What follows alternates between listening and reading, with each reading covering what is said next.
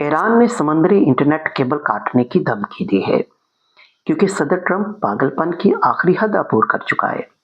ईरानी हुक्काम का कहना है नेट केबल काटने से पूरी दुनिया का राब्ता एक दूसरे से खत्म हो जाएगा, जिससे ईरान को यह फायदा होगा कि जो अमेरिका और इसराइल के जासूस ईरान के अंदर नेटवर्क चला रहे हैं वो खत्म हो जाएगा।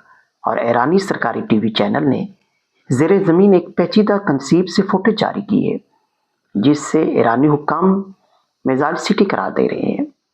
ईरानी फौज ने ऐलान किया है कि उनके पास खुदकुश ड्रोन कश्तियों का एक बड़ा जखीरा मौजूद है जो आबनाए हुर्मुज़ के जरिए गुजरने वाले जहाज़ों की नकलो हरकत महदूद करने के लिए तैनात किया जा रहा है।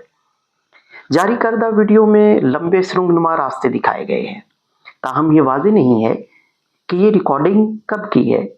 आया इसके बाद इस मुकाम पर अमरीकी या इसराइली हमले हुए हैं या नहीं।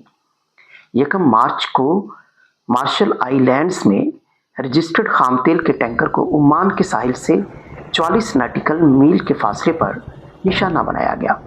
बरतानवी मैरीटाइम ट्रेड ऑपरेशन के मुताबिक एक यूएसवी ने जहाज़ के पानी के ऊपर की सतह को निशाना बनाया, जिससे इंजन रूम में धमाका हुआ और आग भड़क गई। इस हमले में अमले का एक रुकन हलाक हुआ।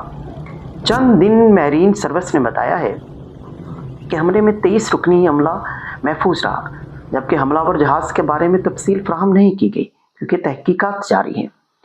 ऑनलाइन गर्दिश करने वाली वीडियोस में एक छोटी रफ्तार वाली कश्ती टैंकर की तरफ बढ़ती है जो जहाज़ की एक जानिब टकराती है और इससे एक बड़ा धमाका होता है जिससे काफ़ी धुआं उठता है।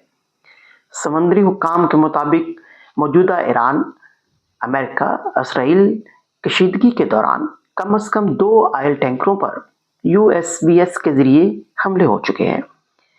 ईरान ने आबनाए हुर्मुज़ के जरिए तेल की तरसील रोकने की धमकी भी दी है, जो आलमी सतह पर तेल की तरसील का 5वां हिस्सा इसी रास्ते से होता है। ईरानी हुक्काम ने कहा कि दुनिया को तैयारी करनी चाहिए कि तेल की कीमत $200 फी बैरल तक पहुंच सकती है क्योंकि ईरानी फोर्सेस ने तजारती जहाज़ों पर हमला करके हुर्मुज़ के जरिए नकलो हरकत तकरीबन रोक दी है।